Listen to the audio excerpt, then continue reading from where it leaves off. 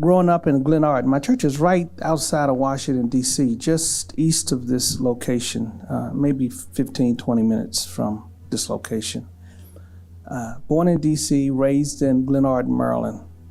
In 1973, the Prince George's County school system of where Glenard is went through a court case where they were ordered by a judge to bus students from wherever they were going to school and integrate the schools.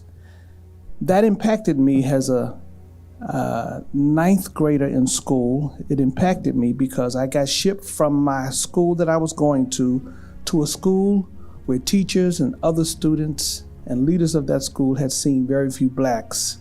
And for the first time in my life, I experienced prejudice.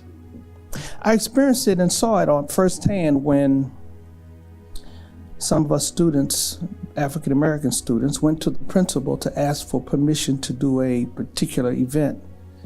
And the principal wholeheartedly denied us and told us no. A couple weeks later, we sent one of our white friends in with the very same request to have the principal say, yes, you can do it. It impacted me as a young man.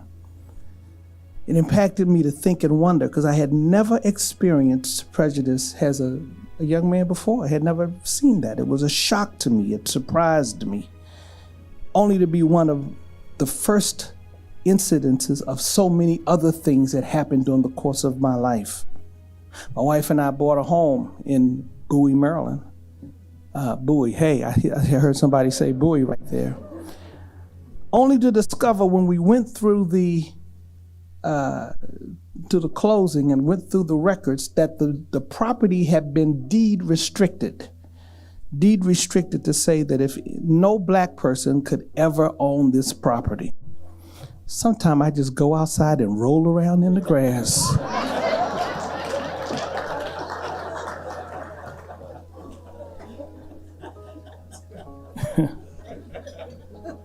One particular Sunday morning on my way to church, not long ago,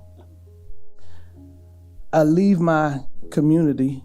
It's a very 33 homes, custom homes. All the homes in there are custom built homes. When I pull out to the main highway, within a mile, a police car pulls me over. And so I pull over to the side and the police officer gets out of the car. Just doesn't come to my window. He comes to my window with his gun pulled, aimed at my head. I rolled down my window and I said to him, what have I done that gave you the feeling that you needed to come to the window of my car with your gun pulled, aimed at my head? It immediately caused me to think about some of the stories of the people in my church. I pastor a primarily African-American church, except for Don Crow is in my church. We have a few other Anglo people, but we're primarily an African-American church, and there are people in our church who were raised and lived through civil rights. And as I sat there with this gun aimed at my head, I began to think about the stories that some of these people have told me that they experienced in their lives. Some of these older people in our church who got the hoses put on them and dogs sicked on them and have gone through these challenges that had been limited in my life's experience, that they had lived through it. These older people in my church think that all white people are devils. And so I made a decision. Here's how this racism impacted me. I made a decision to make some choices with our church to try to teach the African American community that I lead that not all white people are devils. Some of them are, and one of them might be sitting at your table right now. Just kidding, that was a joke. I wanted to lead them into a place that not all white people are devils. And so I did something that I wish more churches would do.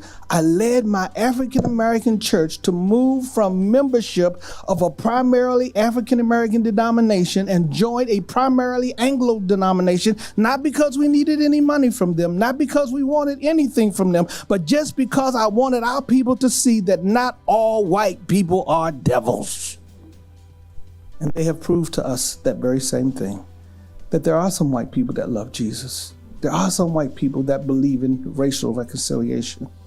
There are some white people who want to see the races get together. And I'm so glad that I look back over my life and the experience that I've had, and I think about the things that I encountered, and thank God. I thank God for them today, because without those experiences, maybe I would not have felt the need to be able to help connect our people to people that they would have otherwise never connected with. Thank you.